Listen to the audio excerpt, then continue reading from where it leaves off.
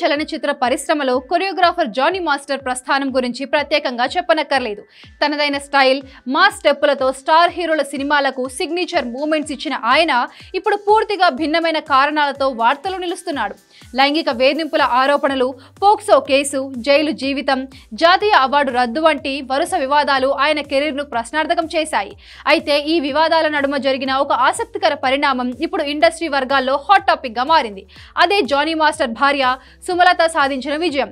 ప్రస్తుతం Johnny master న్యాయపరమైన చిక్కుల్లో ఉండగా ఆయన భార్య సుమలత డాన్సర్ యూనియన్లో తన సత్తా చాటింది. తాజాగా జరిగిన Telugu cinema TV dancers association ఎన్నికల్లో ఆమె అధ్యక్షురాలిగా ఘన విజయం సాధించింది.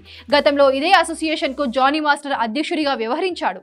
ఆయనపై ఇంతటి తీవ్రమైన ఆరోపణలు ఉన్నప్పటికీ యూనియన్ సభ్యులు ఆయన భార్యకు పట్టం కట్టడం చర్చనీయాంశంగా మారింది. ఇది కేవలం పదవి కాదు, తమ కుటుంబానికి ఇండస్ట్రీలో ఇంకా మద్దతు ఉందనే సంకేతమని విశ్లేషకులు భావిస్తున్నారు.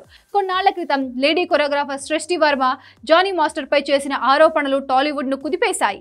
మధ్యప్రదేశ్ నుంచి వచ్చిన సృష్టి వర్మ 2017లో జానీ మాస్టర్ ను కలిసింది. 2019లో ఆయన టీంలో అసిస్టెంట్ కొరియోగ్రాఫర్ గా చేరింది. అయితే ఆ సమయంలో తాను మైనర్ అని, అప్పటి నుంచే జానీ మాస్టర్ తనను లైంగిక వేధించడం మొదలు పెట్టారని ఆమె ఆరోపించింది. సృష్టి వర్మ తన ఫిర్యాదులో వెల్లడించిన వివరాలు సంచలనం రేపాయి. హైదరాబాద్ లోని నార్సింగిలో ఉన్న జానీ మాస్టర్ నివాసంలోనే కాకుండా షూటింగ్ల నిమిత్తం వెళ్లిన ముంబై, చెన్నై, కేరళ వంటి ప్రాంతాల్లో కూడా తనపై పలుమార్లు లైంగిక దాడి జరిగిందని ఆమె పేర్కొంది.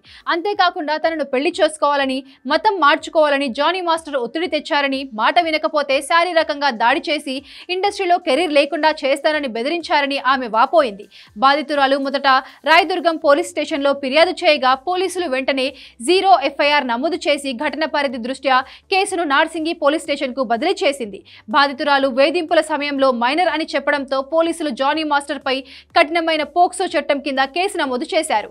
వీటితో పాటు ఐపీసీ సెక్షన్లు 376 అత్యాచారం, 506 క్రిమినల్ బెదిరింపు, 323 గాయపరచడం కింద కేసులు నమోదయ్యాయి.